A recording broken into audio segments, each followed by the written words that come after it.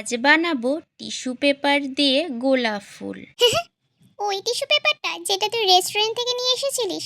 চুপ কর। প্রথমে আমরা দুটো টিস্যু পেপার কেটে 8টি ভাগে ভাগ করে নিলাম। তারপরে জলে ভিজিয়ে নিলাম। তারপরে হলুদ আর লাল রং করে নিলাম। তারপরে কিছুক্ষণের জন্য রোদে শুকাতে দিলাম। তারপরে শুকনো হয়ে যাবার পর পেপারটাকে ভাঁজ করে দড়ি দিয়ে বেঁধে নিলাম। তারপরে প্রত্যেকটা ভাঁজকে একটা একটা করে খুলে নিলাম। ভালোই তো রেস্টুরেন্ট থেকে নিয়ে আসা টিস্যুটা দিয়ে ফুল বানিয়ে নিলি। দাঁড়া, তোর হচ্ছে। ও মা গো, পালাই এবার। ওর কথা ছাড়ো, তোমরা দেখো আস্তে আস্তে কতগুলো পাপড়ি হয়ে গেল। চলো এবার ফুলের ডান্ডিটা বানিয়ে নেওয়া যাক।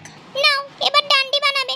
উফ, আবার এসেছি। তারপরে একটা সাদা কাগজকে রোলের আকারে পাকিয়ে নিলাম। তারপরে আঠা দিয়ে জুড়ে নিলাম। তারপর ডান্ডিটাকে সবুজ কালার করে নিলাম। তারপর রংটাকে শুকাতে দিলাম। রং শুকিয়ে গেলে তারপর ডান্ডিটাকে ফুলের পেছনে আঠা দিয়ে জুড়ে